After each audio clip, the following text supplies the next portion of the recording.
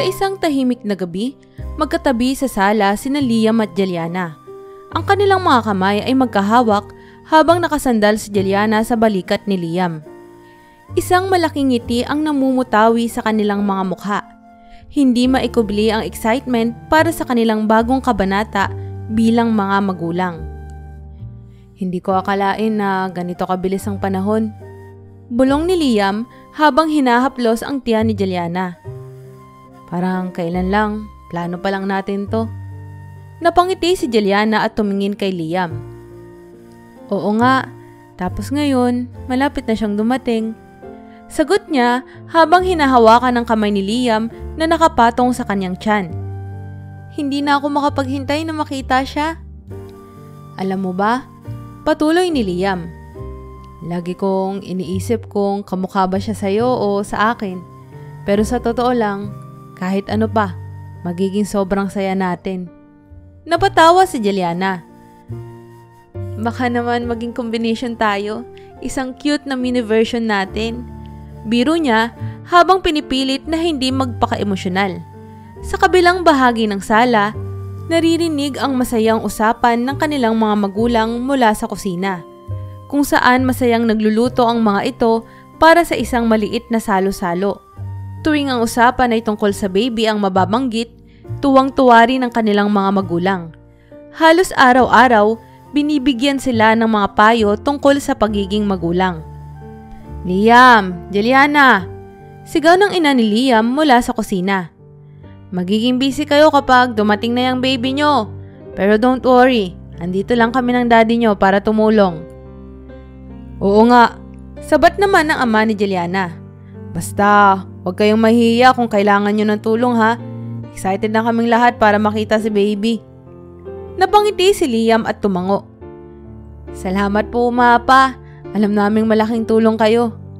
Natahimik saglit si Juliana, tumitig sa tiyan niya at halos pabulong niyang sinabi. Liam, kinakabahan ako pero masaya naman. Kaya ko bang maging mabuting ina? Hinawakan ni Liam ang mukha ni Juliana at marahan siyang hinalikan sa noo. Han, magiging napakagaling mong ina. Lahat ng pagmamahal mo, mabibigay mo sa kanya. Magiging buo tayong pamilya. Niyakap siya ni Juliana ng mahigpit. Hindi na ako makapaghintay, Liam. Malapit na siyang dumating. Habang nag-uusap ang dalawa, ang buong bahay ay puno ng pagmamahal at excitement para sa bagong yugto ng kanilang buhay, na magsisimula sa pagdating ng kanilang sanggol. Isang hapon habang nagpapahinga si Liam sa kanilang sala, may malalim siyang iniisip habang pinagmamasdan si Juliana na masayang nag-aayos ng mga gamit para sa baby. Nasa kamay ni Juliana ang maliliit na damit at lampin. Masayang inaayos ang bawat detalye sa kwarto ng kanilang magiging anak. Subalit sa likod ng mga ngiti ni Liam, bumabalot ang kaba at pag-aalala sa kanyang puso. Honey, tingnan mo, ang cute ng damit na to. 'Di ba? Ang ganda. Masayang ipinakita ni Juliana kay Liam ang isang maliit na bodysuit. Halos hindi na ito makapaghintay na masuot ng kanilang anak. Napangiti si Liam pero may kung anong bigat sa kanyang dibdib na hindi niya magawang ipahayag. Oo nga Han, sobrang cute. Perfect na perfect para kay baby. Sagot niya pero tila malalim ang iniisip. Napansin ni Juliana ang bigat sa boses ni Liam. Liam, may iniisip ka ba? Tanong niya habang lumalapit at naupo sa tabi ng kanyang asawa. Para kasing malayo ang iniisip mo kanina pa. Okay ka lang ba? Huminga ng malalim si Liam bago nagsalita. Han, hindi ko alam kung paano ko sasabihin to pero natatakot ako eh. Simula niya habang nag-aalangan. Paano kung hindi ko kayang suportahan kayo ni baby ng maayos? Paano kung hindi ko magawa lahat ng responsibilidad ko bilang ama? Natahimik si Juliana at marahang hinawakan ng kamay ni Liam. Anong ibig mong sabihin, Han? You're doing great. Hindi mo kailangang mag-alala. Pero Han, patuloy ni Liam. Bata pa tayo eh. Nasa simula pa lang ako ng trabaho ko at hindi pa ganun kalaki ang kita ko. Tapos pagdating ni baby, nadami na tayong gastusin. diapers, mga gamit, mga check-up.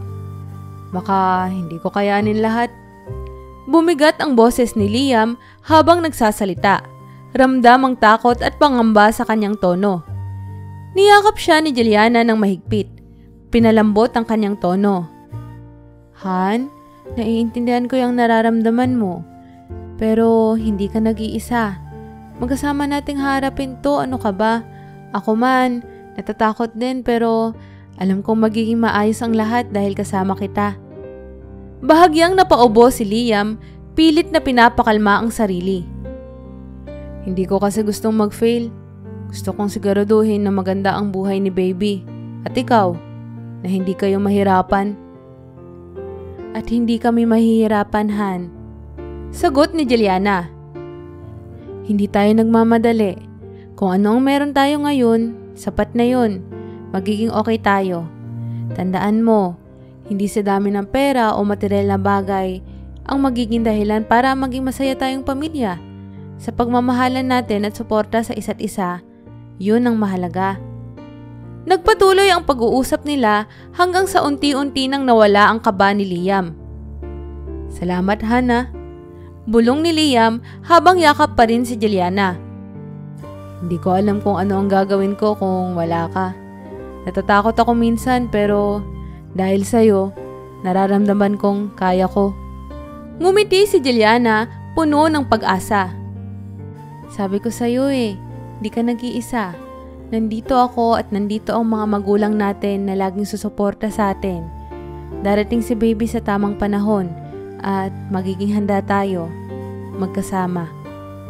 Bumalik ang alaala ni Juliana habang nakahiga siya sa kama. Malapit nang pumikit sa tahimik na gabi. Katabi niya si Liam, mahimbing na natutulog. Ngunit ang isip niya ay bumabalik sa isang panahon ng kanilang relasyon na halos ikahiwalay nila. 3 taon na ang nakalilipas, nasa kolehiyo pa lamang sila noon. Bagong graduate si Juliana at sinisimulan ng magplano ng mga hakbang para sa kanyang karera. Masaya ang kanilang relasyon, ngunit dumating ang isang malaking pagsubok. Isang gabi, nauwi sa matinding pagtatalo ang usapan tungkol sa kanilang mga pangarap sa buhay. Pero Liam, gusto kong pumunta ng ibang bansa para mag-aral pa. May opportunity akong makukuha, yung scholarship, at baka hindi na maulit to. Mariing sabi ni Juliana habang namumuo ang luha sa kanyang mga mata. At ako, paano naman ako, Jelly? Naiintindihan ko na may mga pangarap ka, pero paano na tayo? Magkakalayo tayo. Gusto ko rin namang sumuporta sa'yo, pero ayokong mawala ka. Sagot ni Liam, halata ang pagkabigo sa kanyang boses. Naiintindihan ko rin naman ang nararamdaman mo, pero ito na yung matagal ko nang gustong gawin. Ayokong pigilan ng mga pangarap natin, Liam, pero kailangan ko tong gawin para sa sarili ko. Sagot ni Juliana, sinusubukang ipaliwanag ang kanyang nararamdaman. Natahimik si Liam saglit.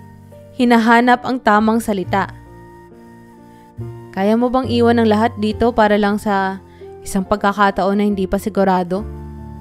Naging mabigat ang tanong na iyon para kay Juliana. Mahal niya si Liam, ngunit alam niyang may mga pangarap siya na hindi niya maaaring isantabi. Lumipas ang ilang sandali ng katahimikan, pareho silang hindi alam kung ano ang gagawin. Sigurado ka ba talaga, Jelly? Tanong ni Liam, habang pinipigilan ang luha sa kanyang mga mata. Mahal kita pero hindi ko alam kung paano tayo magiging okay kung aalis ka. Paano natin mapapanatili ito? Nagkatitigan sila. Ang mga mata ni Juliana ay puno ng luha. Liam, mahal din kita pero kailangan ko ring mahalin ang sarili ko. Hindi ibig sabihin na ayoko na sa atin pero kailangan nating magtiwala sa isa't isa kung mahalaga talaga tayo. Si Liam ay umiling. Hindi matanggap ang posibilidad ng kanilang pagkakalayo. Baka hindi ko kayang maghintay. Baka masaktan lang ako ng mas matagal kung aalis ka. Ayokong iwan mo ako. Sa mga sandaling iyon, naramdaman ni Juliana na parang nababasag ang puso niya. Halos hindi na siya makapagsalita. Ngunit sinabi niya, Kung talagang mahal mo ko, titiwala ka na babalik ako para sa atin. Pero kung ayaw mo na talaga, hindi kita pipigilan. Muling bumalik si Juliana sa kasalukuyan. Pinunasan ang luhang pumatak mula sa kanyang mga mata habang tinitingnan si Liam, na ngayon ay tahimik na natutulog sa kanyang tabi. Naalala niya kung gaano kahirap ang panahon na iyon para sa kanilang dalawa. Hindi nag-usap ng maayos si Liam at Juliana sa loob ng maraming araw matapos ang kanilang matinding pagtatalo. Sa mga araw na iyon, akala ni Juliana ay mawawala na ang lahat sa kanila. Nagplano na siyang ituloy ang scholarship, ngunit sa huling sandali, sumuko si Liam. Bumalik siya kay Juliana na may masakit na ngiti, pero puno ng pagmamahal ang kanyang mga mata. "Hindi ko kayang mawala ka, Jelly," sabi ni Liam isang gabi habang magkaharap sila sa ilalim ng mga bituin sa isang parkeng madalas nilang puntahan. "Kung ito ang pangarap mo, susuportahan kita. Pero gusto kong malaman mo na hindi ko gustong mawala ka sa buhay ko." Doon bumalik ang lahat ng katiyakan kay Juliana. Niyakap niya si Liam ng mahigpit na para bang ayaw na niya itong pakawalan. "Pangako, babalik ako para sa atin. Hindi kita iiwan." Ngunit sa huli, nagdesisyon si Juliana na manatili at maghanap ng ibang opportunity sa Pilipinas.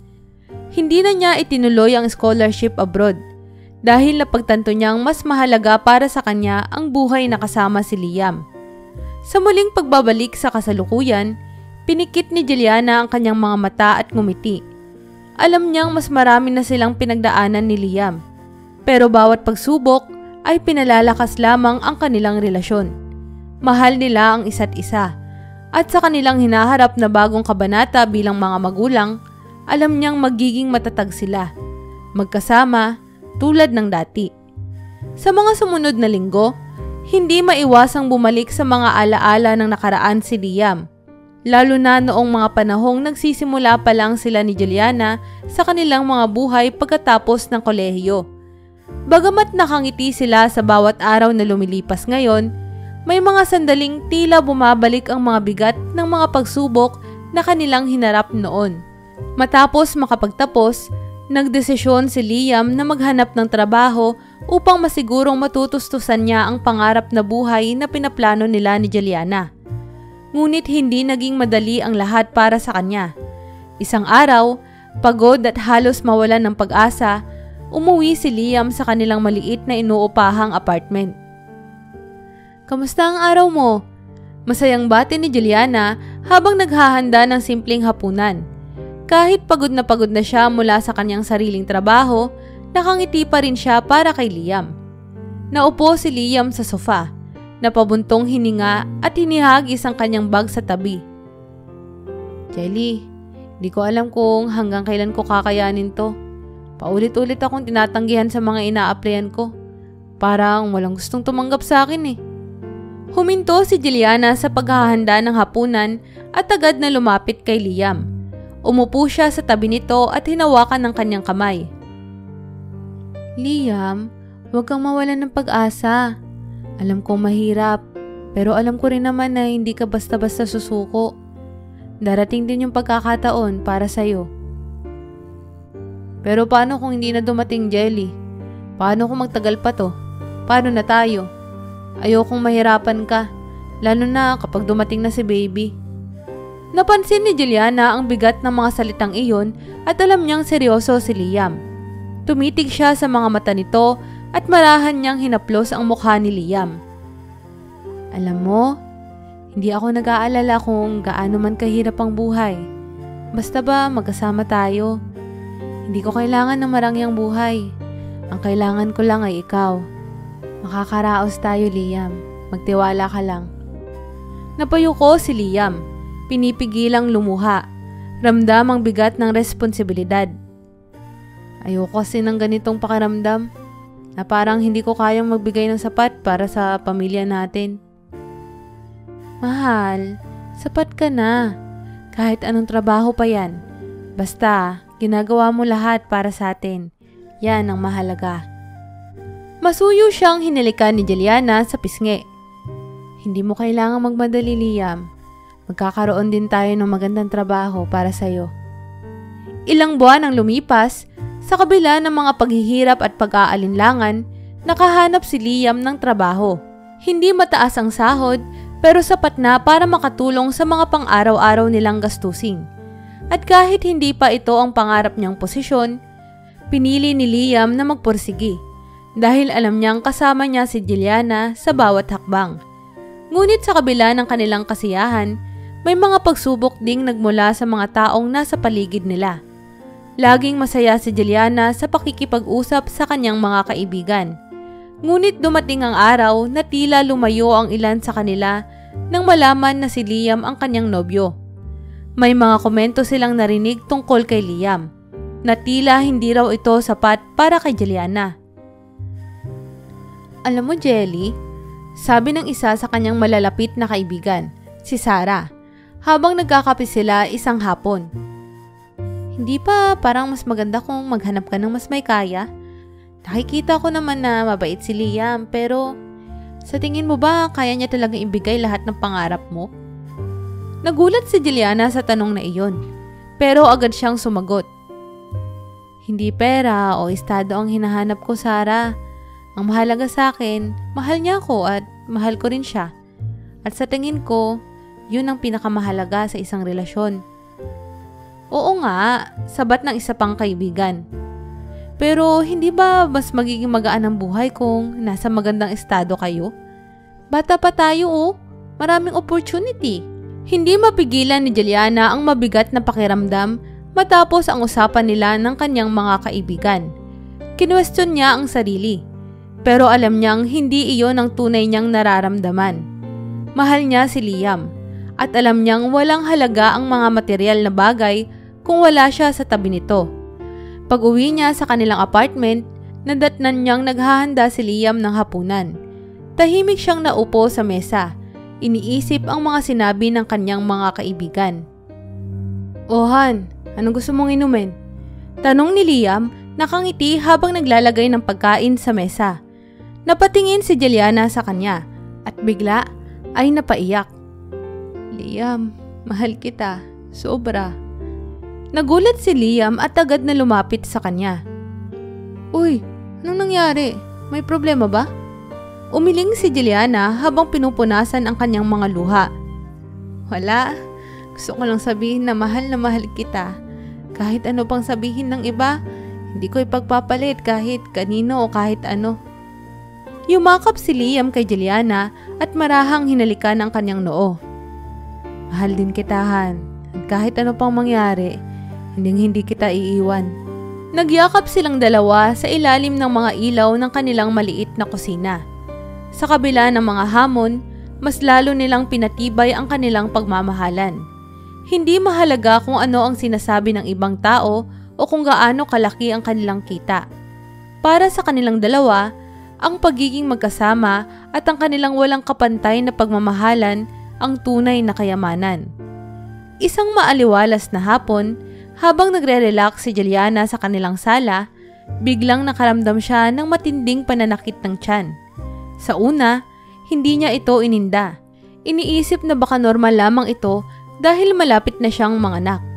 Ngunit habang lumilipas ang mga minuto, lalong lumalalim ang sakit at kasabay nito ang pagtaas ng kanyang kaba. "Liam!" Tawag niya habang sinusubukang bumangon, ngunit nararamdaman niyang parang nanginginig ang kanyang mga binti. Agad na lumapit si Liam, nag-aalala sa nakikitang kalagayan ng asawa. "Uy, bakit? Anong nangyayari, Han?" Tanong ni Liam habang mabilis na inalalayan si Juliana. Nakita niya ang sakit sa mukha nito at ang malamig na pawis na bumabalot sa noo ng kanyang asawa. "Hindi ko alam, Liam. Parang ibang klaseng sakit to." Sagot ni Juliana, halos umiiyak na. Baka kailangan nating pumunta sa ospital." Hindi nagdalawang isip si Liam. Agad niyang tinulungan si Juliana makapasok sa kotse at mabilis silang nagtungo sa ospital. Tahimik si Juliana habang hawak-hawak ang tiyan. At si Liam, kahit labis na kinakabahan, pilit na hindi ipinapakita ang takot para hindi madagdagan ng pangamba ng kanyang asawa. Pagdating nila sa ospital, agad silang sinalubong ng mga nurse at dinala si Juliana sa emergency room. Habang nagmamadali ang mga doktor sa pag-check sa kanyang kondisyon, nanatili si Liam sa labas ng operating room. Nagdarasal na sana ay maging maayos ang lahat. Ilang minuto pa lamang ang lumipas, ngunit tila 1 oras ang naramdaman ni Liam sa bigat ng paghihintay. Lumapit ang doktor sa kanya at nagbigay ng mga balita. "Mr. Liam?" Sabi ng doktor, medyo seryoso ang tono. "May nakita kaming komplikasyon sa pagbubuntis ni Mrs. Juliana. Ang kalagayan ng kanyang placenta ay hindi normal at may mataas na risk para sa kanya at sa inyong anak. Kailangan nating isagawa ang emergency procedure para masiguradong ligtas silang dalawa." Nang marinig ito ni Liam, halos hindi siya makahinga sa bigat ng sitwasyon. Para bang nabalot ng takot ang kanyang buong katawan. "Dok, anong ibig niyong sabihin? Paano kung hindi maging maayos? May chance ba na..." Hindi niya matuloy ang tanong dahil sa kaba. Tumango ang doktor, mabigat ang boses. "Nasa panganib ang buhay ni Mrs. Juliana, sir. Pati na rin ang inyong anak. Pero gagawin namin ang lahat na makakaya namin. Kailangan lang natin tong gawin ngayon habang may oras pa." Parang nawalan ng lakas si Liam. Hindi niya alam kung paano haharapin ang sitwasyong ito. Ang asawa niya at ang anak na matagal na nilang inaasam ay parehong nasa panganib. Hindi niya alam kung ano ang gagawin. Gusto niyang sumigaw, magalit, pero alam niyang wala siyang magagawa kundi magtiwala sa mga doktor at manalangin. Habang si Juliana ay inihahanda para sa operasyon, pumasok si Liam sa loob ng silid. Kahit pinapayagan siyang manatili lamang saglit, ayaw niyang iwan si Juliana nang hindi sila nakakapag-usap. Nakahiga si Juliana sa kama, mukhang nanghihina at natatakot, ngunit pilit pa rin siyang umingiti kay Liam. "Mahal," sabi ni Liam habang marahang hinahaplos ang buhok ni Juliana. "Magiging okay ka. Magiging okay kayo ni baby." Pinilit ni Juliana ngumiti, ngunit bakas ang takot sa kanyang mga mata. "Liam, natatakot ako," bulong niya. "Paano kung hindi ko kayanin?" Hinawakan ni Liam ng mahigpit ang kamay ni Juliana. "Kakayanin mo, mahal. Malakas ka. At nandito lang ako. Hindi kita iiwan. Kasama mo ko at ng anak natin sa lahat ng to." Napapikit si Juliana, pinipigilan ng luha. "Pangarap kong makita si baby, Liam. Gusto kong maging masayang pamilya tayo. Pero kung may mangyari sa akin, alagaan mo siya, ha?" Halos hindi makapagsalita si Liam sa narinig. "Walang mangyayari sa'yo, mahal. Magiging maayos ang lahat. Magiging buo tayo bilang pamilya." Bumukas ang pinto ng operating room at sinabi ng mga doktor na oras na para simulan ang operasyon. Lumapit si Liam at marahan niyang hinilikan si Juliana sa noo na may luhang pumatak sa kanyang pisngi. "Hintay ka lang. Kasama tayo hanggang dulo." Binitawan ni Liam ang kamay ni Juliana habang unti-unti siyang inilabas ng mga nurse palabas ng operating room. Sa labas, nanatiling nakaupo si Liam. Nag-iisa sa isang sulok, bumabalot sa kanya ang matinding takot. Habang hinihintay ang balita mula sa mga doktor, pinikit niya ang kanyang mga mata at nagdasal. Paulit-ulit niyang iniisip ang masasayang sandali nila ni Juliana. Mula sa mga unang araw ng kanilang relasyon, hanggang sa pag-aasam ng kanilang unang anak. Naisip niya kung paano nila nilampasan ang lahat ng pagsubok sa nakaraan. Ang mga hirap na napagdaanan nila ay nagsilbing pundasyon ng kanilang pagmamahalan. Pero ngayon, ito ang pinakamabigat na pagsubok, ang kaligtasan ni Juliana at ng kanilang anak. Sa bawat segundo ng paghihintay, dumadaloy ang iba't ibang emosyon sa puso ni Liam. Takot, pag-asa, at pangarap. Alam niyang kailangan niyang maging malakas. Pero sa loob-loob niya, bumabalik ang takot na maaaring pagkawala ng pinakamahalagang tao sa buhay niya. Hindi niya alam kung ano ang mangyayari, pero patuloy siyang nananalangin. umaasang mabigyan sila ng pagkakataong maging buo bilang pamilya. Habang nakaupo si Liam sa labas ng operating room, naramdaman niyang dumating ang kanilang mga magulang. Ang mga magulang ni Liam at ni Juliana. Halata ang pag-aalala sa kanilang mga mukha, lalo na nang malaman nila ang sitwasyon. Tahimik na tumabi si Liam sa kanyang ama habang sina Mrs. Santos, ina ni Juliana, at Mrs. Ramirez, ina ni Liam, ay tahimik na nag-uusap sa tabi. Hindi maikubli ang kaba. "Liam anak." Malumanay na tanong ng ama ni Liam. "Ano bang nangyari? Bakit bigla kayong dinala dito?" Napabuntong hininga si Liam at halos hindi makatingin sa kanyang ama. "Pa, may komplikasyon si Jelly. Nasa panganib ang buhay niya at pati na rin ang baby namin. Kailangan ng emergency procedure, sabi ng doktor." Ramdam ng kanyang ama ang bigat ng sitwasyon at tinapik ang balikat ng anak. "Anak, magtiwala ka. Gagawin ng mga doktor ang lahat para sa kanila. Malalampasan nila yan." Nang marinig iyon ng ina ni Juliana, hindi napigilan ni Mrs. Santos ang maging emosyonal. "Diyos ko, paano na to?" Halos humahagulgol niyang sabi habang yakap-yakap ang sarili. "Hindi ko kayang makita si Juliana sa ganitong sitwasyon." Agad siyang inilalaya ng ina ni Liam. "Kalma ka lang, Aling Lydia. Kailangan nating maging matatag para kay Juliana at sa baby. Alam kong masakit pero kailangan natin silang ipagdasal." Ngunit ang tensyon ay nagsimulang lumalim nang nagsalita ang ama ni Juliana. "Dapat agad na tong ginagawa. Ba't ang tagal ng desisyon? Baka lumala pa ang sitwasyon." Galit na sabi ni Mr. Santos. "Hindi ba nila naiintindihan na nasa panganib ang anak ko?" Sumagot ang ama ni Liam nang may pag-aalala ngunit kalmado. "Alam ko pare kung gaano kabigat ang sitwasyon pero kailangan nating magtiwala sa mga doktor. Sila ang nakakaalam ng bawat gagawin." "Hindi ba dapat pinayagan na agad si Juliana na operahan? Bakit parang nag-aalinlangan pa kayo?" Tanong ni Mr. Santos na halatang nahihirapan sa sitwasyon. Biglang sumingit si Liam. Nakikita ang alitan ng kanilang mga magulang. "Tama na po, pakiusap. Ayoko magkaroon pa ng gulo. Lahat tayo nag-aalala para kay Juliana at sa baby. Pero kailangan natin silang ipagdasal at magtiwala sa mga doktor." Tahimik na sumang-ayon ang lahat.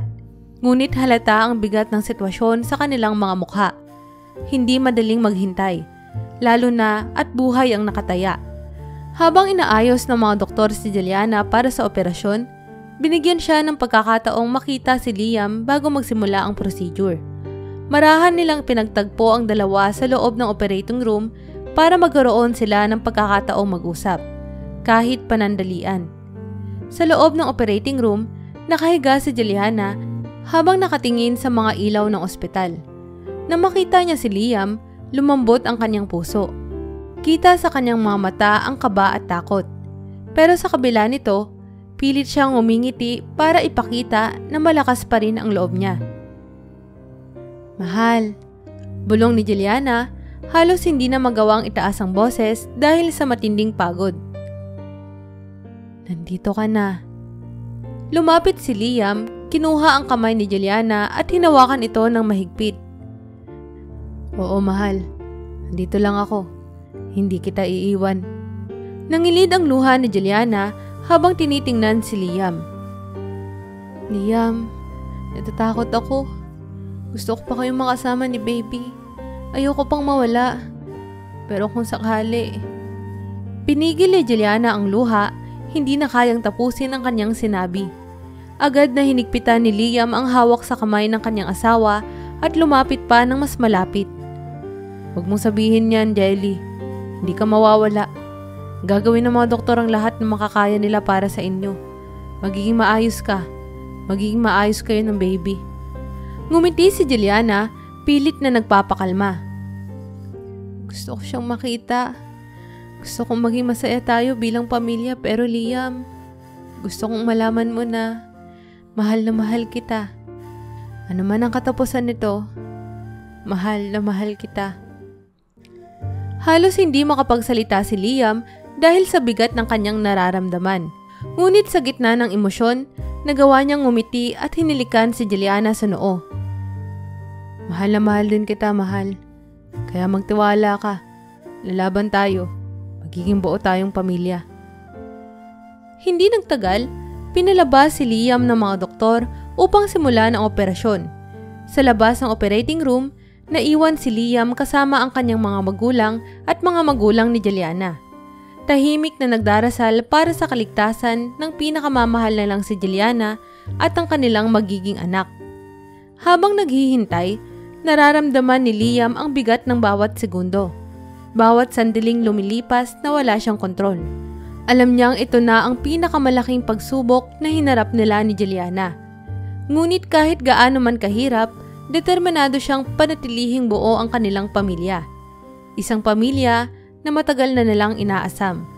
Sa bawat sandaling nakalipas, bumalik ang mga alaala ng kanilang relasyon.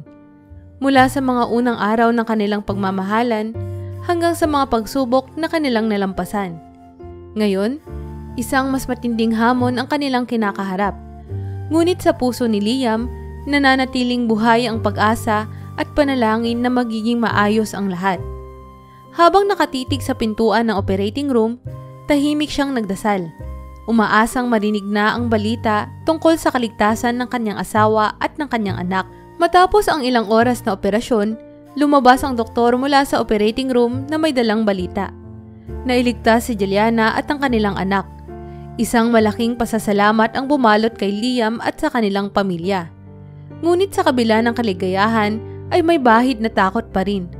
Hindi pa rin sila maaaring lumapit kay Juliana dahil kailangan pa itong isailalim sa ilang test upang masigurong maayos na ang kanyang kondisyon.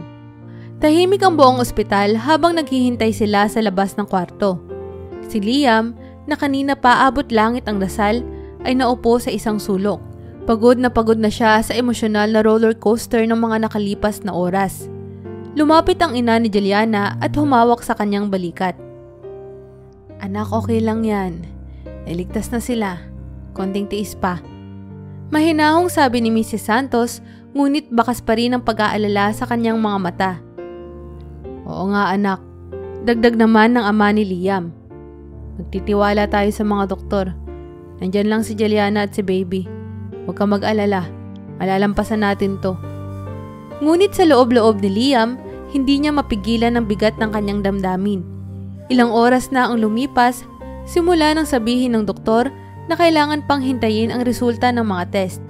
At bawat minuto ay tila isang oras sa kanyang pakiramdam. Hindi mapakali si Liam. Tila may gumugulo sa kanyang isip. Paulit-ulit siyang tinitingnan ng oras, hinihintay na matapos ang paghihintay na ito. Tumayo siya at nagsimulang maglakad-lakad sa harap ng kwarto. Ang bawat hakbang niya ay puno ng pagkabahala. Paulit-ulit siyang bumabalik sa mga eksena kanina. Ang mukha ni Juliana bago isagawa ang operasyon, ang takot at pag-asa sa kanyang mga mata, ang mga pangako nilang magkasama nilang haharapin ang bagong yugto ng kanilang buhay, ngunit ngayon, hindi pa niya alam kung kailan niya sila makikita. Nagmamadali siyang lumapit sa nurse station. Miss, pwede ko na bang makita si Jelly? Pati yung baby namin? Tanong ni Liam, halos nanginginig ang boses. Ilang oras na kami naghihintay eh. Kailangan ko na silang makita. Ngunit mahinahon siyang sinagot ng nurse. Sir, kailangan pa pong hintayin ang resulta ng test ni Mrs. Juliana. Hindi pa po kayo pwedeng pumasok. Please be patient. We are doing everything to make sure they're both safe. Napapuntong hininga si Liam at bumalik sa upuan. Ang bawat saglit ng paghihintay ay tila mabigat na parusa. Nais niyang yakapin si Juliana. Makita ang kanilang anak, ngunit wala silang magawa kundi maghintay. Habang nauupo siya, hindi niya maiwasang mapuno ng iba't ibang emosyon. Pagod, kaba, at ang walang hanggang pangarap na makasama ang mag-ina niya. Mabilis na lumipas ang oras, ngunit kay Liam, tila napakabagal ng bawat segundo. Sa sobrang dami ng iniisip niya, hindi na niya namalayang maghahating gabi na. Nasa isang tahimik na sulok ng ospital ang kanilang pamilya. Nag-aabang pa rin ng balita. Napansin ng ama ni Liam ang labis na pagkapagod sa kanyang anak. Liam anak, magpahinga ka na muna. Mula kanina pa tayo rito. Halos hindi ka na nakakatulog. Ngunit umiling si Liam. Di pa. Di ko kayang magpahinga hanggat hindi ko sila nakikita. Gusto kong makita na maayos ang kalagayan nila. Nakikita ng lahat ang bigat ng emosyon sa mukha ni Liam. Bagamat walang pagod na siyang naghintay, hindi siya mapalagay. Paulit-ulit siyang naglalakad mula sa isang dulo ng hallway patungo sa kabila. Pabalik-balik na parang naghahanap ng sagot sa kanyang pag-aalala. Habang naglalakad si Liam, bumalik ang mga alaala ng nakaraang oras. Ang mga sinabi ni Juliana bago siya operahan, ang takot na nakita niya sa kanyang mga mata at ang pangarap nilang dalawa para sa kanilang pamilya. Puno ng emosyon ang puso ni Liam, pero wala siyang magawa kundi maghintay at magdasal. Sa bawat hakbang niya sa makitid na hallway ng ospital, naririnig niya ang sarili niyang mga dasal, na sana ay maging ligtas si Juliana at ang kanilang anak. Alam niyang dumaan na sila sa maraming pagsubok, pero hindi pa rin niya kayang isipin ang posibilidad na may mangyaring masama. Maya-maya, nakita ni Liam ang isang nurse na dumaan. Agad siyang lumapit dito, umaasa ng balita. Excuse me po, may update na po ba kay Juliana? Tanong ni Liam, halos pakiusap ang kanyang tono. Sir, wala pa pong updates eh. Hindi pa rin po tapos ang mga test, but we will let you know once there's news na po.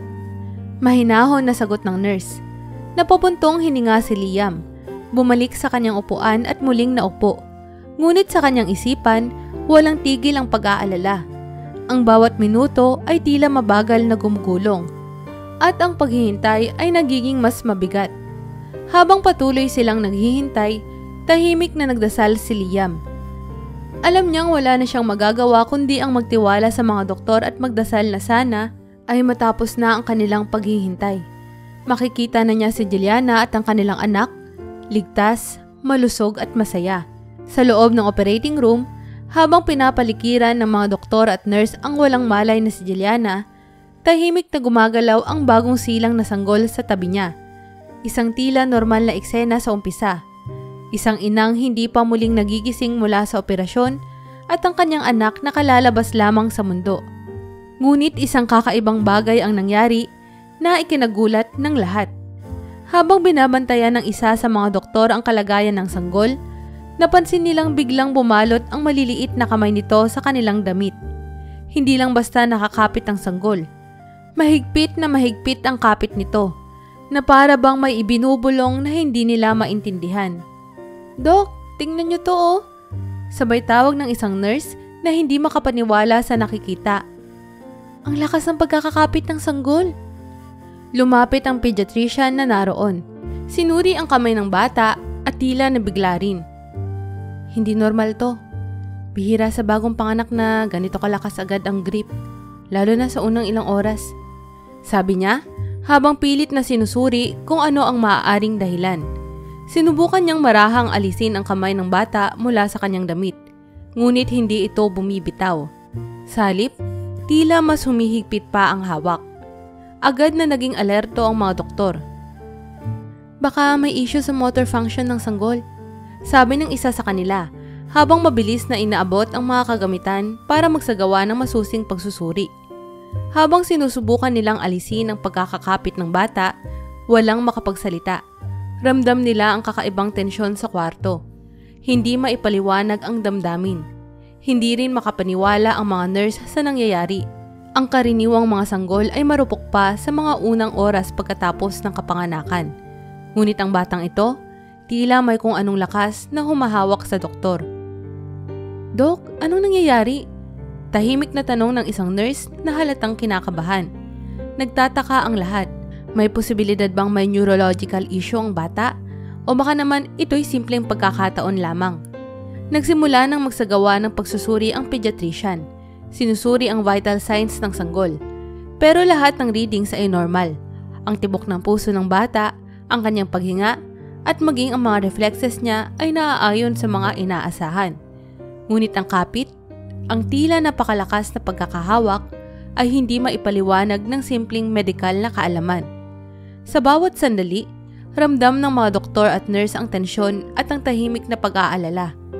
Ano ang ibig sabihin ng kapit ng sanggol?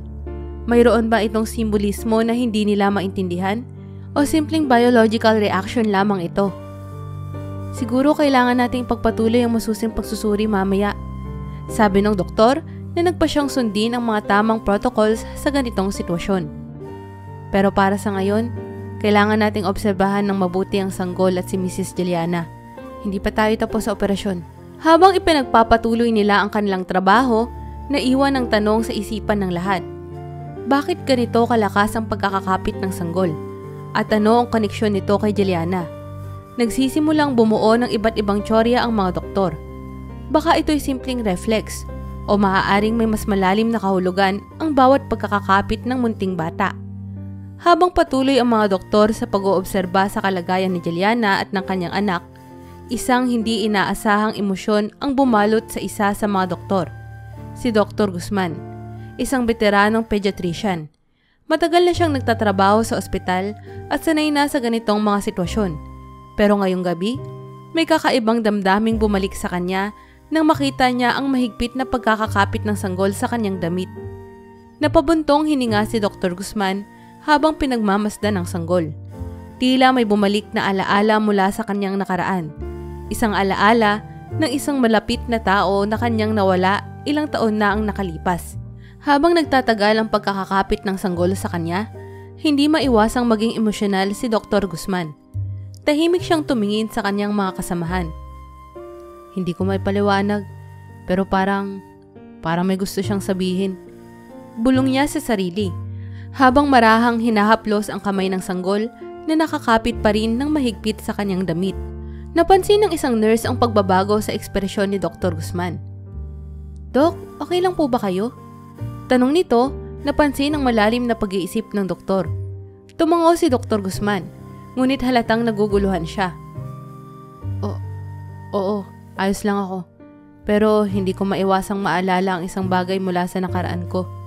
Matagal na yun, pero parang may kakaibang koneksyon sa nangyayari ngayon. Habang tinitingnan ang walang malay na si Juliana at ang sanggol na nakakapit sa kanya, bumalik kay Dr. Guzman ang alaala ng isang dating pasyente. Isang sanggol na muntik na niyang hindi mailigtas, ilang taon na ang nakalipas. Napakalapit ng kaso nito sa nangyayari kay Juliana at sa kanyang anak, at tila nararamdaman ni Dr. Guzman ang parehong kaba at pag-aalala na nararamdaman niya noon. Alam mo, nagsimulang magsalita si Dr. Guzman na para bang kausap ang kanyang sarili. Minsan, parang may mga bata na agad na nakakaalam kung gaano kahalaga ang kanilang buhay sa mundo. Para bang pinaparamdaman nila na ayaw pa nilang bitawan ng buhay nila. Kahit pa napakabago pa nila sa mundong to. Napansin ng ibang mga doktor at nurse ang malalim na emosyon ni Dr. Guzman. Ngunit walang nagsalita. Ramdam ng lahat ang bigat ng sitwasyon. Ngunit lalo itong bumigat dahil sa nararamdamang koneksyon ng doktor sa sanggol. Hindi niya maiwasang isipin na ang mahigpit na pagkakakapit ng bata ay isang mensahe. Isang hiling na hindi maipaliwanag. Isang pagtawag sa isang bagay na mas malalim pa sa medisina. Sa kabila ng lahat ng kanilang kaalaman bilang mga doktor, may mga sandali tulad nito na tila mas malakas ang koneksyon ng isang sanggol sa kanilang kapaligiran kesa sa kanilang maipapaliwanag. Habang patuloy ang gabi, tahimik na pumatak ang luha ni Dr. Guzman. Hindi niya ito napigilan at wala rin siyang intensyong ipakita ito sa iba. Nakatayo siya sa tabi ng crib ng bata, pinagmamasdan ang mahigpit na pagkakakapit nito sa kanyang damit. Para bang sa bawat segundo ng pagkakakapit ng bata, isang emosyonal na kurot ang nararamdaman ni Dr. Guzman. Isang paalala na ang buhay, kahit gaano man kasimbolo o kahina, ay may malalim na kahulugan. Pangako, gagawin namin ang lahat para sa iyo at sa nanay mo. Bulong ni Dr. Guzman habang pilit na pinapalambot ang kanyang boses.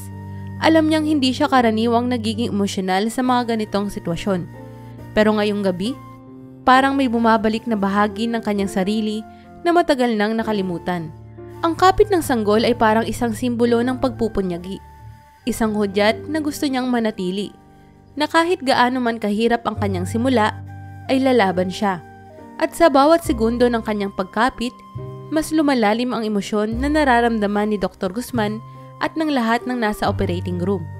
Tahimik ang buong operating room, ngunit ramdam ang tensyon sa bawat sulok nito.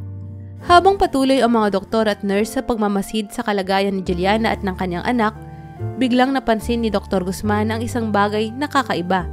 Sa gitna ng kanilang pagkatuon sa misteryosong pagkapit ng sanggol, isang alarming na pagbabago ang naganap sa mga monitor na konektado kay Juliana. Bakit biglang bumabagal ang tibok ng puso niya? Tanong ni Dr. Guzman, halatang naguguluhan at kinakabahan. Agad niyang binuksan ang monitor na nagpapakita ng patuloy na pagbaba ng heart rate ni Juliana. Lumapit ang isa pang doktor at sinuri ang mga readings. Tama ka. Biglang bumagal ang tibok ng puso niya. Dapat nating aksyonan to agad. Agad nilang tinawag ang iba pang mga medical personnel para tumulong sa mabilisang pagsusuri. Mabilis nilang sinuri ang kalagayan ni Juliana at habang patuloy nilang tinitingnan ang bawat bahagi ng kanyang katawan, napansin nilang hindi normal ang kanyang paghinga. Dahan-dahan, bumabagal na rin ang kanyang oxygen levels at hindi nila agad maipaliwanag kung ano ang dahilan nito. Habang patuloy ang kanilang pag-uusap, biglang bumalik sa isipan ni Dr. Guzman ang isang posibilidad. Wait, hindi kaya may impeksyon? Tanong niya sa kanyang mga kasama. Baka may hindi tayo napansin matapos ang operasyon. Agad silang kumilos, nagsagawa ng blood test at iba pang test upang suriin kung may impeksyon nga si Juliana.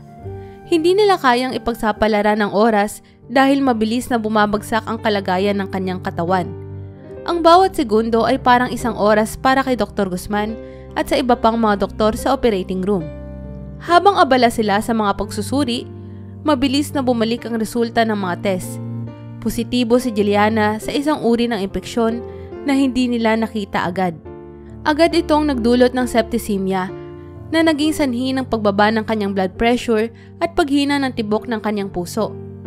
Mabilis tayong kumilos, sabi ni Dr. Guzman, halatang seryoso at hindi nawawala ang kaba sa kanyang boses. Kailangan nating simulan agad ang antibiotic treatment at ibalik sa normal ang vital signs niya. Agad silang nagsimulang magbigay ng mga tamang gamot kay Juliana.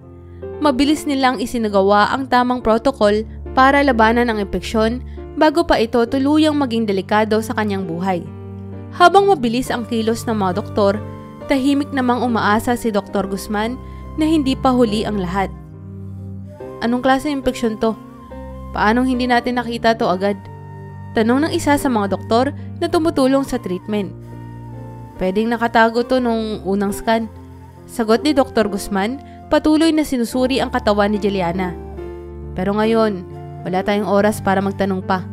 Kailangan nating siguraduhin na matanggal ang impeksyon bago pa man magtuluyan ng sepsis. Habang iniiwasang lumala ang kalagayan ni Juliana, patuloy ang mga doktor sa pagmamadali. Ang bawat hakbang, bawat gamot na ibinibigay nila ay mahalaga. At sa kanilang isipan, alam nilang nasa kanila ang buhay ni Juliana. Kung hindi sila magiging maingat at mabilis, maaaring hindi na sila magkaroon ng pangalawang pagkakataon para maligtas siya. Habang tumatagal ang paggagamot, unti-unting bumabalik ang kaunting stability sa vital signs ni Juliana. Ngunit hindi pa rin sila kampante. Alam nilang kailangang obserbahan siya ng mabuti sa mga susunod na oras. Habang abala ang mga doktor at nurse sa paggagamot kay Juliana, hindi nila maiwasang bumalik sa isip ang kakaibang pangyayari kanina. Ang mahigpit na pagkakakapit ng bagong silang na sanggol sa damit ni Dr. Guzman. Sa gitna ng kanilang pagmamadali upang iligtas si Juliana, napansin nilang ang eksaktong sandali ng pagkapit ng sanggol ay kasabay ng biglaang paghina ng tibok ng puso ni Juliana. Para bang ipinapahiwating ng bata ang nangyayari sa kanyang ina bago pa ito matukoy ng mga doktor. Habang patuloy na binabantayan si Juliana at inaayos ang gamot para sa kanyang impeksyon, tahimik na nag-usap sina Dr. Guzman at ang ilang nurse sa isang sulok ng operating room. Napansin niyo ba? Bulong ni Dr. Guzman, halatang nag-iisip ng malalim. Yung eksaktong oras na kumapit ng bata, doon din bumagal ang tibok ng puso ni Juliana. Parang alam niya. Tahimik na tumango ang isa sa mga nurse. Dok, hindi ko rin alam kung anong sasabihin ko pero totoo nga. Para bang gustong sabihin ng sanggol na may mali sa kalagayan ng mama niya? Nagpalitan sila ng mga tingin. hindi makapaniwala sa koneksyon na tila pinapakita ng bagong silang na sanggol at ng kanyang ina. Kahit hindi maipaliwanag ng medisina, hindi maalis ng mga doktor ang ideya na may mas malalim na koneksyon ang mag-ina sa mga oras na iyon. Habang mabilis na nagpatuloy ang mga doktor sa pagbibigay ng mga antibiotics at pagtutok sa kalagayan ni Juliana, alam nilang oras ang kalaban nila. Mabilis ang kilos ng lahat, ngunit nararamdaman din nila ang bigat ng sitwasyon. Hindi nila magawang baliwalain ang misteryoso na pagkakakapit ng sanggol. Parang isang hudyat na kailangan nilang aksyonan agad. Mas mabilis pa. Bilisan nyo. Utos ni Dr. Guzman sa kanyang mga kasamahan habang sila ay nagmamadaling tapusin ang mga procedure para masigurong maililigtas si Juliana. Habang sila ay abala, nanatili ang sanggol sa crib nito. Patuloy na nakakapit sa damit ni Dr. Guzman. Bagamat ginagawa ng mga doktor ang lahat ng kanilang makakaya, tila ang bawat pagkapit ng sanggol ay nagpapaalala sa kanila na may mas malalim na dahilan kung bakit sila naroon. Isang paalala na ang bawat segundo ay mahalaga. Parang binabantayan tayo ng sanggol, sabi ng isang nurse habang nakatingin sa mahigpit na pagkakakapit ng bata. Parang siya mismo ang nagpaparamdam na dapat nating bilisan. Nagpatuloy ang mga doktor sa kanilang trabaho. Palaging nasa isipan ng sanggol na tila umaasa sa kanila upang iligtas ang kanyang ina. Sa gitna ng kanilang mabilis na pagkilos, nagdesisyon si Dr. Guzman na hayaan si Liam, ang asawa ni Juliana, na makita ang kanilang bagong silang na anak habang ginagamot si Juliana. Alam niyang kailangan ng kahit kaunting pag-asa ang pamilya sa mga ganitong sandali. Liam, tawag ni Dr. Guzman nang matagpuan niya si Liam na nakaupo sa labas ng operating room. Napapansin ng kaba at pagod sa kanyang mukha. Pwede mo nang makita ang anak mo, pero si Juliana, patuloy pa rin namin ginagamot. Wala pang kasiguraduhan pero ginagawa namin ang lahat ng makakaya namin.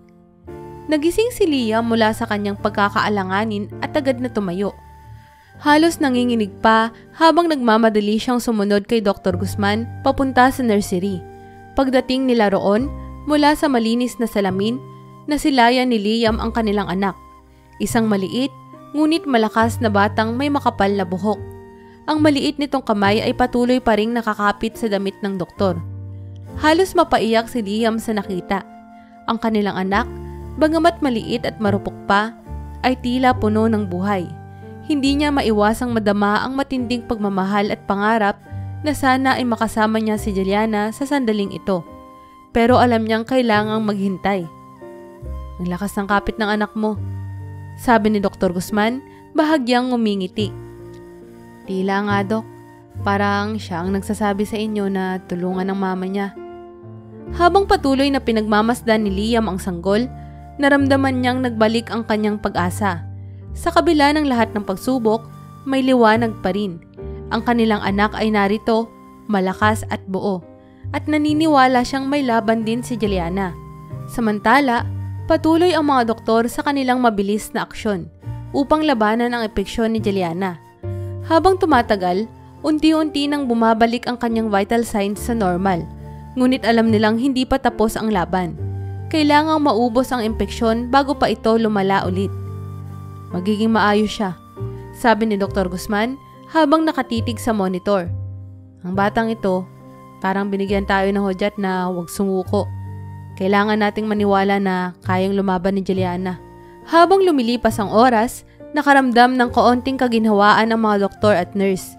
Bagamat malayo pa sa pagiging ganap na ligtas si Juliana, alam nilang ginawa nila ang lahat ng kanilang makakaya at sa kabila ng lahat ng kanilang naitulong, tila ang sanggol, ang kanilang bagong silang na anak, ang naging dahilan upang mabilis nilang matukoy ang impeksyon na muntik nang kumitil sa buhay ni Juliana.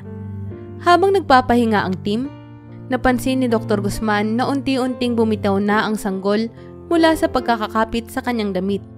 Para bang sa wakas, natapos na ang laban. At bagamat hindi pa ganap na tapos ang kanilang pagsubok, alam nilang mas ligtas na ngayon si Juliana dahil sa hindi maipaliwanag na koneksyon ng mag-ina.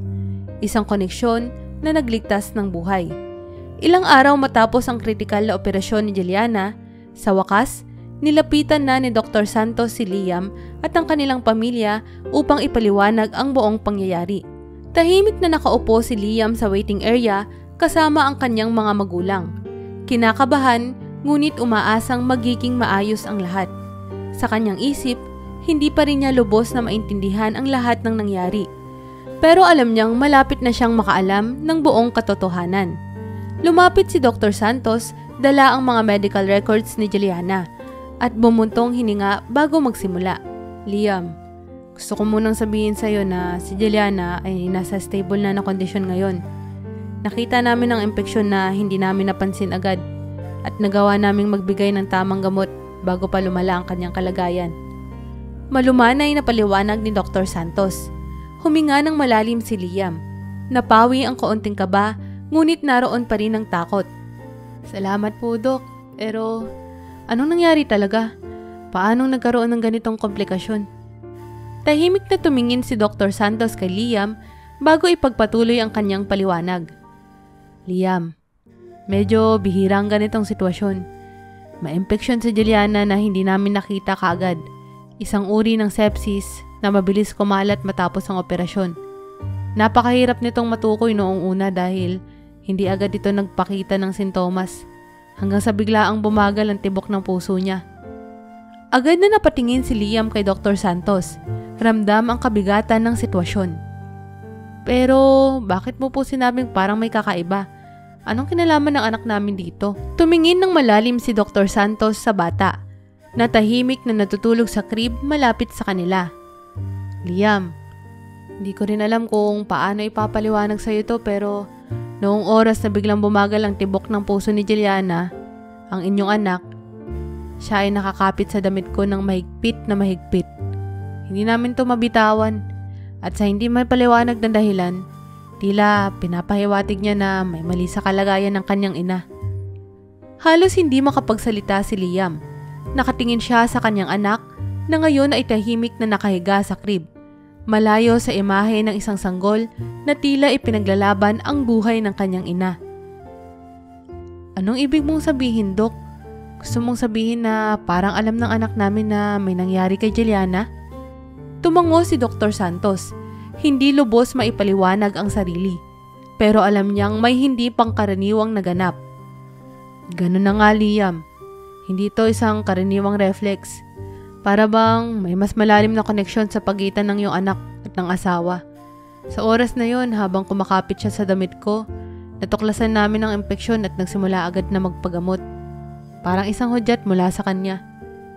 Biglang naging tahimik ang paligid. Ang mga magulang ni Liam, na kanina ay nakikinig sa tabi, ay napatitig sa doktor at kay Liam. Hindi rin nila lubos maisip kung paano nangyari ito, ngunit ramdam nila ang bigat ng sitwasyon. Lumingon si Liam, pilit na inuunawa ang mga sinabi ng doktor. Sa loob-loob niya, nararamdaman niyang parang ipinaglaban ng kanilang anak ang buhay ng ina nito. Hindi ko alam kung anong iisipin pero parang totoo nga. Sabi ni Liam, bahagyang nanginginig ang boses. Ang anak namin parang siya ang dahilan kung bakit nalaman niyo agad ang nangyari kay Juliana. Oo, Liam. Hindi namin ito agad mapapansin kung hindi dahil sa pangkaraniwang kilos ng anak mo. Sagot ni Dr. Santos. At dahil doon, naligtas namin si Juliana bago pa lumala ang sitwasyon. Habang pinag-uusapan nila ang nangyari, naramdaman ni Liam ang isang malalim na emosyon. Isang pasasalamat na hindi niya maipaliwanag. Sa kabila ng lahat ng pinagdaanan nila, tila ang kanilang sanggol ang naging gabay upang malampasan ang pagsubok. Napuno ng pag-asa at pagmamahal ang kanyang puso habang pinagmamasdan niya ang kanyang anak na ngayon ay tahimik na natutulog. Tila wala nang alalahanin sa mundo. Salamat po, Dok. Hindi ko po alam kung paano ko kayo mapapasalamatan pero salamat sa lahat ng ginawa niyo para sa kanila. Maluhaluhang sabi ni Liam habang hawak-hawak ang kamay ni Dr. Santos. Nagawa lang namin ang aming trabaho, Liam. Sabi ni Dr. Santos, ngumingiti ng bahagya. Pero hindi ko may tatanggi. Tila ang anak niyo ang naging bayani sa sitwasyong to. Siya ang nagbigay ng hudyat sa amin na may kailangan kaming gawin. Tahimik na yumuko si Liam. Patuloy na pinagmamasdan ang kanyang anak. Alam niyang isang milagro ang nangyari. Isang milagro na hindi kayang ipaliwanag ng medisina. Ngunit sa puso niya, alam niyang may isang malalim na koneksyon ang kanilang mag-ina. Isang koneksyon na nagligtas ng kanilang pamilya mula sa panganib. Ilang araw ang lumipas, matapos ang kritikal na operasyon ni Juliana, patuloy siyang nakakonfine sa ospital para sa masusing pagbabantay. Sa kabila ng kanilang pagkakaantala, ang mga doktor ay matagumpay na nakontrol ang impeksyon at unti-unti nang bumabalik ang normal na kondisyon ni Juliana. Ngunit hanggang sa ngayon, hindi pa siya nagigising. Si Liam, kasama ang kanilang pamilya, ay nagbabantay araw at gabi. Umaasang magigising na si Juliana anumang oras. Hindi niya maiwasang balikan ang sinabi ni Dr. Santos. Ang kwento tungkol sa hindi maipaliwanag na koneksyon sa pagitan ng kanilang anak at ng kanyang asawa. Habang hinihintay ang paggising ni Juliana, paulit-ulit na bumabalik sa kanyang isip ang mga sandali ng takot at pag-aalala. Ngunit higit sa lahat, ang pag-asa na hatid ng kanilang sanggol.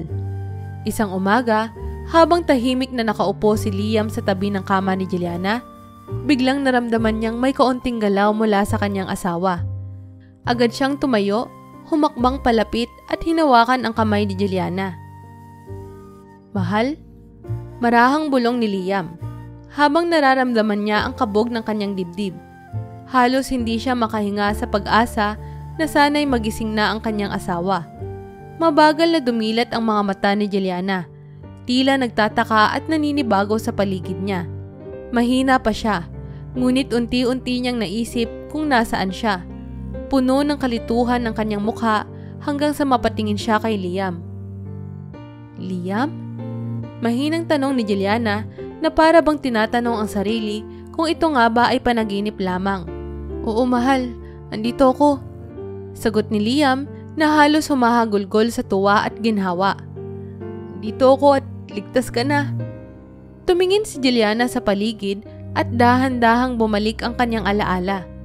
Naalala niya ang takot, ang sakit at ang mga huling sandaling kasama niya si Liam bago siya isinailalim sa operasyon. Napatitig siya sa mukha ng kanyang asawa at nagtanong, "Anong nangyari?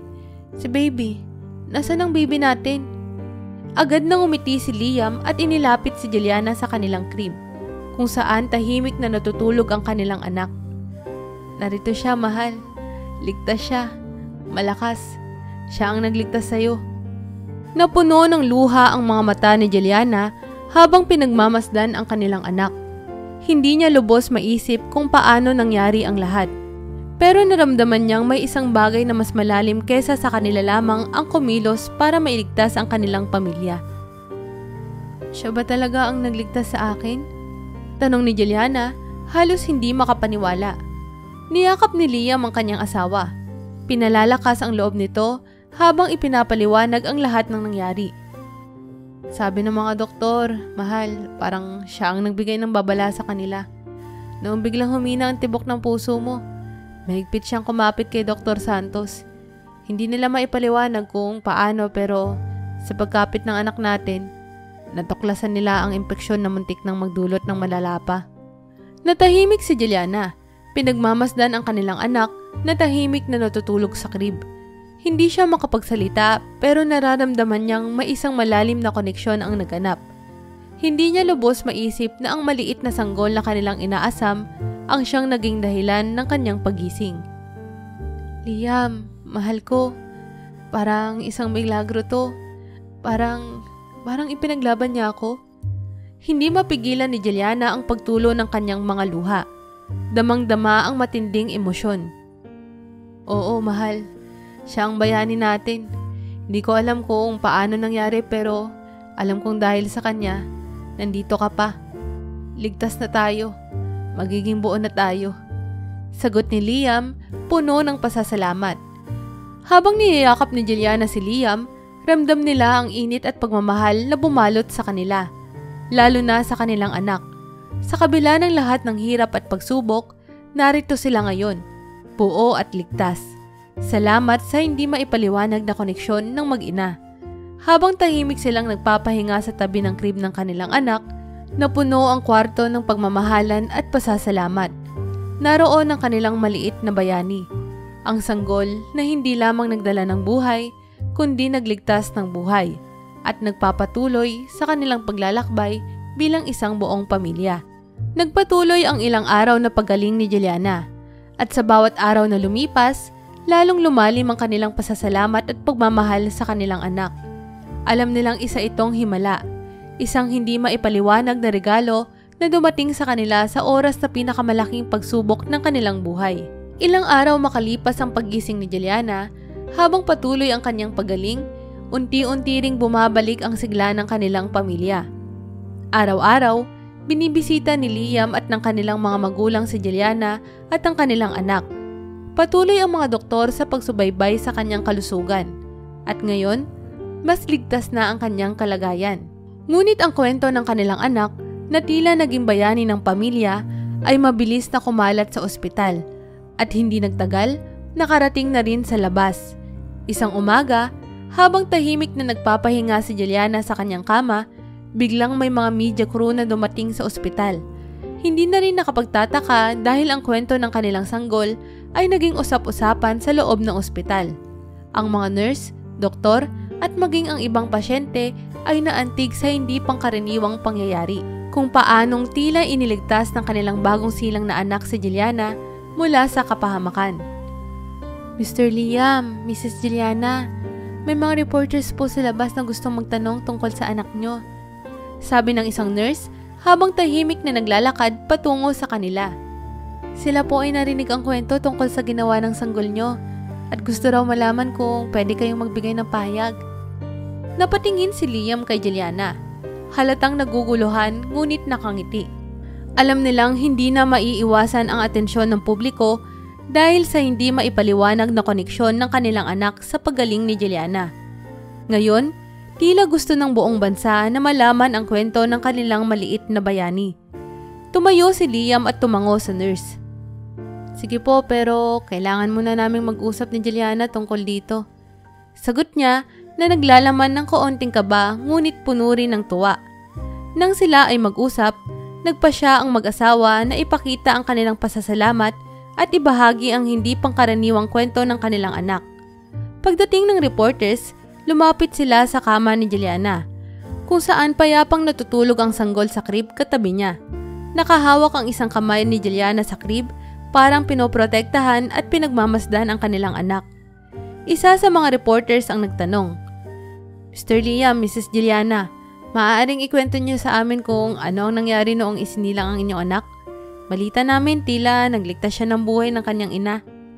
Ngumiti si Liam, kahit halatang kinakabahan sa harap ng kamera. Tama po ang balita. Isang milagro ang nangyari noong isinilang ang aming anak. Si Juliana po, noong isinilang niya ang anak namin, nagkaroon siya ng komplikasyon na hindi agad nakita ng mga doktor. Pero ang hindi pangkaraniwang nangyari ay noong nakita namin ang anak namin, na bagong silang pa lang pero mahigpit na kumapit sa damit ng doktor na para bang gustong iparating na may nangyaring masama. Sumingit si Juliana, bagamat mahina pa, puno ng emosyon. Sa pagkakaalam ko, nawalan ako ng malay matapos ang panganganak pero sabi ni Liam at ng mga doktor, tila ipinakita ng anak namin na may mali. Kaya agad nilang na-diagnose ang impeksyon na muntik nang maglagay sa panganib ng buhay ko. Napatigil ang reporters. Tila nag-aantay ng dagdag na detalye. Puno ng paghanga ang kanilang mga mukha sa kwento. Pinaglaban ng anak namin ang buhay ng asawa ko. Patuloy ni Liam. At dahil sa kanya, nadiskubre agad ang impeksyon at nagamot agad si Jelly. Kung hindi dahil sa kanya, hindi ko alam kung anong mangyayari sa amin. Siya ang bayani namin. Napuno ng emosyon ang kwarto habang pinag-uusapan ang hindi maipaliwanag na kwento ng pamilya. Ngunit isang tanong ang lumutang mula sa isang reporter. Pinag-isipan niyo na po ba ang pangalan ng inyong anak? Nagtama ang tingin ni Liam at Juliana na tila naghihintay sa tanong na iyon. Mula pa nang makaligtas si Juliana, pinag-isipan nila kung ano ang itatawag sa kanilang anak. Isang pangalan na may malalim na kahulugan. Isang pangalan na magpapaalala sa hindi pangkaraniwang koneksyon na ipinakita ng bata mula sa kanyang kapanganakan. Tumango si Juliana at may ngiti sa kanyang labi. Oo, napag-usapan na namin ni Liam. Pinangalanan namin siyang Amihan. Nagtaka ang reporters at nagtanong, bakit Amihan po? May espesyal na kahulugan ba ang pangalan na iyon para sa inyo? Ngumiti si Liam habang inilalahad ang dahilan. Pinili namin ang pangalang Amihan dahil sa kahulugan nito. Sa ating kultura, si Amihan ay isang diwata ng hangin. Isang malayang espiritu na nagdadala ng buhay at pag-asa. Gusto naming pangalanan ng anak namin ng isang bagay na sumisimbolo ng lakas at kagitingan. Tila siya ang naging diwata ng aming buhay. Nagbigay ng hangin at pag-asa kay Juliana upang mabuhay muli. Tahimik na pumailan lang sa kwarto ang emosyon ng bawat isa. Ang pangalan ni Amihan ay hindi lamang pangalan. Ito ay simbolo ng isang milagro. Isang diwa ng kaligtasan na hindi kayang ipaliwanag ng karaniwang paliwanag. Ang kanyang kwento ay nagsimulang lumaganap at sa bawat dako ng bansa, pinag-uusapan na ang sanggol na nagligtas ng kanyang ina. Habang natatapos ang kanilang panayam, nilingon ni Liam si Juliana at sabay nilang pinagmasdan si Amihan, ang kanilang munting diwata. Bagamat maliit pa at tahimik, alam nilang si Amihan ang naging simula ng bagong yugto sa kanilang pamilya. Isang kwento ng pagmamahal, koneksyon at himala. At sa bawat sulok ng ospital, nagsimulang dumaloy ang balita. Hindi lamang sa kanilang pamilya umiikot ang kwento ni Amihan. Isa siyang simbolo ng pag-asa para sa marami. Isang bayani sa katauhan ng isang sanggol. 25 taon na ang lumipas mula noong isinilang si Amihan. Ang batang itinuturing na bayani ng kanyang pamilya at maging ng buong bansa. Sa paglipas ng mga taon, ang kanyang kwento ay patuloy na umantig sa puso ng marami. Ang milagro ng kanyang pagkakakapit sa doktor noong araw ng kanyang kapanganakan ay hindi kailanman nakalimutan. At siya ay lumaki sa ilalim ng gabay ng pagmamahal at pasasalamat ng kanyang mga magulang. Si Amihan na ngayon ay 25 years old na, ay isang ganap na doktor na. Natapos niya ang kanyang pag-aaral sa medisina sa isang prestihiyosong universidad, kung saan pinuri siya ng kanyang mga guro at kasamahan dahil sa kanyang dedikasyon at kakayahan. Ngunit higit pa roon, ang kanyang inspirasyon at layunin sa pagiging doktor ay ang mismong kwento ng kanyang buhay. Ang kwento ng kanyang pagkakasilang na nagligtas ng buhay ng kanyang ina. Nang gabing iyon, matapos ang isang mahabang araw ng pagtatrabaho sa ospital, nakatayo si Amihan sa tapat ng bintana ng kanyang opisina. Nakatanaw sa malawak na kalangitan. Mula sa kanyang bintana, kitang-kita niya ang mga ilaw ng lungsod, isang patunay ng buhay at mga taong kanyang pinaglilingkuran. Bilang isang doktor, naranasan niya ang parehong mga hamon at tagumpay. Ang pagligtas ng buhay, ang pagbibigay ng pag-asa sa mga pamilya, at minsan, ang pakikibaka sa mga sandaling walang kasiguraduhan. Pumasok ang isang nurse sa kanyang opisina at ngumiti. Doktora Amihan, natapos na po ang operasyon. Patagumpay at ligtas na ang pasyente. Ngumiti si Amihan, puno ng pasasalamat sa balita. Salamat nurse, isa na namang buhay ang nasagip. Habang umaalis ang nurse, napatigil si Amihan. Iniisip ang bawat sandaling inialay niya sa bawat pasyente. Hindi niya maiwasang maalala ang araw ng kanyang kapanganakan. Ang kwentong laging ikinukwento ng kanyang mga magulang sa tuwing tinatanong siya kung bakit pinili niyang maging doktor.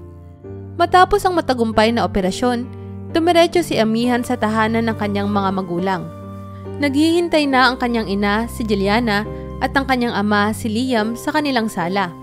Ngayon ay mas matanda na sila, ngunit ang kanilang pagmamahalan at pasasalamat sa buhay ay nananatiling matibay tulad ng dati.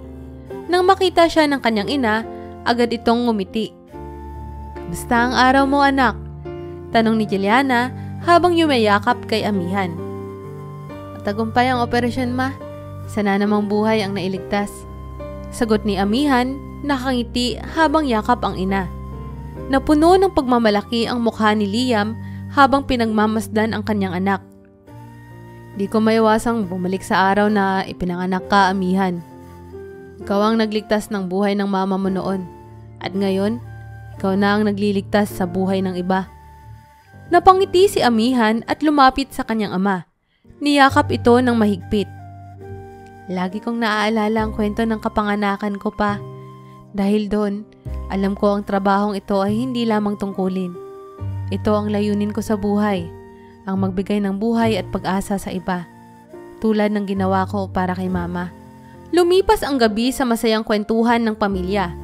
Ngunit sa loob-loob ni Amihan, alam niyang ang kanyang kwento ay hindi lamang tungkol sa isang milagro, kundi tungkol sa lakas at koneksyon na nagbigay ng bagong direksyon sa kanyang buhay.